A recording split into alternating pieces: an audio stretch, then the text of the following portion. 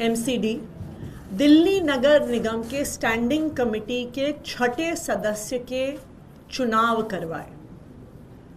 जो चुनाव कल भारतीय जनता पार्टी ने कराया वो चुनाव गैर कानूनी है, वो चुनाव गैर संवैधानिक है और वो चुनाव गैर लोकतांत्रिक है। हमारा देश, भारत देश संविधान से चलता है और संविधान के अनुसार बनाए गए कानूनों से चलता है। दिल्ली के नगर निगम को चलाने के लिए भारत के पार्लियामेंट ने, संसद ने एक कानून पारित किया हुआ है जो है दिल्ली म्युनिसिपल कॉरपोरेशन एक्ट 1957। उस दिल्ली म्युनिसिपल कॉरपोरेशन एक्ट 1957 के तहत कई सारे नियम, कानून, बायलॉज बने हुए हैं जिससे एमसीडी चलती है। जो इसमें सबसे महत्वपूर्ण है वो है Delhi municipal corporation procedure and conduct of business regulations 1958। यानी दिल्ली नगर निगम में होने वाली कोई भी कार्यवाही संविधान के अनुसार बने हुए दिल्ली म्युनिसिपल कॉरपोरेशन एक्ट और उस एक्ट के तहत बने हुए रेगुलेशंस के अनुसार होना होगा। अब उन नियम, कानून और रेगुलेशंस को अगर हम देखने जाएं तो जो procedure and conduct of business regulations हैं उसमें रेगुलेशन 51 जो स्टैंडिंग कमेटी के मेंबर्स के चुनाव के बारे में है, उसमें यह स्पष्ट है कि स्टैंडिंग कमेटी के सदस्यों का चुनाव कॉरपोरेशन की मीटिंग में होगा, number 1।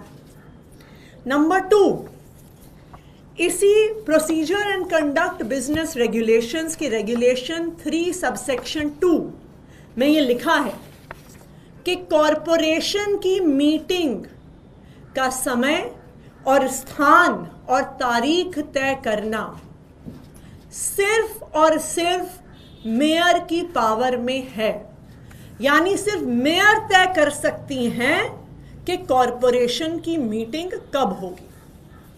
Number 3, DMC act, Delhi municipal corporation act का सेक्शन 76 बिल्कुल स्पष्ट शब्दों में कहता है कि जब भी कॉरपोरेशन की मीटिंग होगी तो उसकी अध्यक्षता यानी उसकी प्रिजाइडिंग ऑफिसर मेयर होंगी और अगर मेयर नहीं होंगी तो उनके स्थान पे डेप्यूटी मेयर होंगे।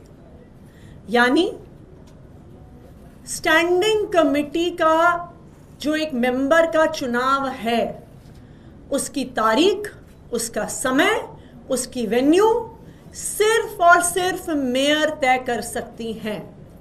और जब चुनाव के लिए मीटिंग होगी, कॉरपोरेशन का हाउस बैठेगा, उसकी अध्यक्षता सिर्फ मेयर कर सकती हैं। ये मैं नहीं कह रही, ये देश का कानून कह रहा है, दिल्ली म्युनिसिपल कॉरपोरेशन एक्ट कह रहा है, उस एक्ट के तहत बने हुए बायलॉज और रेगुलेशंस कह रहे हैं। लेकिन भारतीय जनता पार्टी को तो संविधान से कोई फर्क नहीं पड़ता, भारतीय जनता पार्टी को नियम कानून से कोई फर्क नहीं पड़ता, भारतीय जनता पार्टी को लोकतंत्र की धज्जियां उड़ाने से कोई फर्क नहीं पड़ता। और लोकतंत्र, संविधान और कानून की धज्जियां उड़ाते हुए एलजी साहब के पास पावर ना होते हुए एक आईएएस अफसर जो कमिश्नर है उसके पास मीटिंग बुलाने की पावर ना होते हुए एलजी साहब आदेश देते हैं, कमिश्नर वो आदेश मानते हैं, बिना पावर हुए, बिना किसी कानून, बिना किसी संविधान में कमिश्नर की पावर हुए वो कॉरपोरेशन की मीटिंग बुलाते हैं, चुनाव करवाते हैं और एक चुने हुए मेयर या डेप्यूटी मेयर की जगह एक आईएएस अधिकारी, एक एडिशनल कमिश्नर को प्रिजाइडिंग ऑफिसर बना देते हैं। हर स्तर पर भारतीय जनता पार्टी ने, एलजी साहब ने और उनके अफसरों ने कल का जो गैर कानूनी चुनाव करवाया, उन्होंने उसमें संविधान की धज्जियां उड़ाई, लोकतंत्र की धज्जियां उड़ाई। लेकिन ये पहली बार नहीं है। ये भारतीय जनता पार्टी का स्टैंडर्ड ऑपरेटिंग प्रोसीजर है। जहां जहां भारतीय जनता पार्टी चुनाव नहीं जीतती, वो बैकडोर से नियम कानून संविधान लोकतंत्र की धज्जियां उड़ाते हुए चोर दरवाजे से सरकार बनाने की कोशिश करती है। हमने देखा है कि 2014 से 2024 तक जिन जिन राज्यों में भारतीय जनता पार्टी चुनाव हार गई, वहां पे ऑपरेशन लोटस के माध्यम से विधायकों की खरीद फरोख्त कर कर उन पर सीबीआई ईडी का दबाव बनाकर वो बैकडोर से सरकार बनाते हैं। उन्होंने महाराष्ट्र में ऐसे सरकार बनाई, कर्नाटका में बनाई, मध्य प्रदेश में बनाई, अरुणाचल प्रदेश में बनाई, गोवा में बनाई, मणिपुर में बनाई। वहां पर भी लोकतंत्र की धज्जियां उड़ाई गई, संविधान की धज्जियां उड़ाई गई। दिल्ली में भी हमने देखा था कि जब म्यूनिसिपल कॉरपोरेशन का चुनाव, एमसीडी का चुनाव आम आदमी पार्टी जीती, तो किस तरह से भारतीय जनता पार्टी मेयर का चुनाव नहीं होने दे रही थी, किस तरह से गैर कानूनी, गैर लोकतांत्रिक तरीके से एल्डरमैन, जिनको मेयर के चुनाव में वोट डालने का अधिकार नहीं है, उनसे वोट डलवाने की कोशिश कर रही थी। ये तो शुक्र है सुप्रीम कोर्ट का कि सुप्रीम कोर्ट ने सामने आकर संविधान को बचाया और मेयर का चुनाव एक संवैधानिक और कानूनी तरीके से करवाया।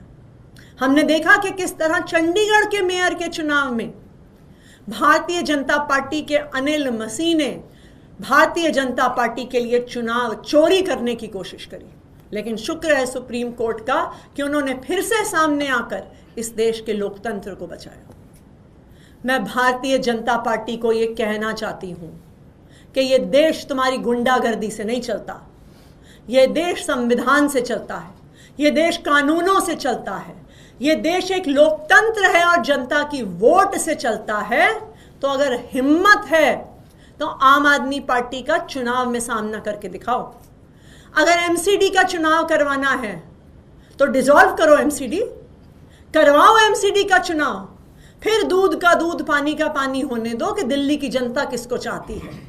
लेकिन ये लोकतंत्र की हत्या करके, ये एलजी साहब की और आईएएस अफसरों की पावर की मिसयूज करके लोकतंत्र की हत्या बंद करो, वरना दिल्ली वाले आने वाले चुनाव में मुंह तोड़ जवाब भारतीय जनता पार्टी को देंगे। Thank you. Will you approach the Supreme Court क्योंकि मैटर ऑलरेडी सुप्रीम कोर्ट के अंदर था, उन्हीं के इंस्ट्रक्शंस पे इलेक्शंस हुए? देखिए, हम बिल्कुल सुप्रीम कोर्ट जाएंगे। आज ही सुप्रीम कोर्ट में पिटीशन फाइल होगी, क्योंकि जो चुनाव कल भारतीय जनता पार्टी ने हाउस में कराया है, ये बिल्कुल गैर कानूनी है। दिल्ली नगर निगम का एक्ट बिल्कुल स्पष्ट है कि मीटिंग बुलाने की पावर सिर्फ और सिर्फ मेयर के पास है, अध्यक्षता करने का अधिकार सिर्फ और सिर्फ मेयर और उनकी एब्सेंस में डेप्यूटी मेयर के पास है।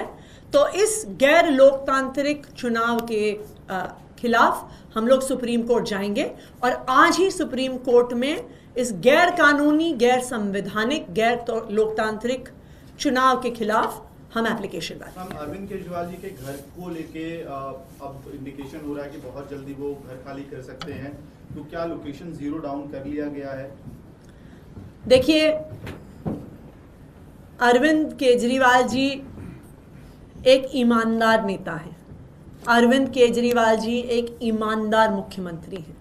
इसलिए 10 साल भी मुख्यमंत्री रहने के बाद उनके पास दिल्ली में अपना घर नहीं है। तो वो अब मुख्यमंत्री के पद से इस्तीफा देने के बाद एक घर ढूंढ रहे हैं जहां पे वो शिफ्ट करेंगे।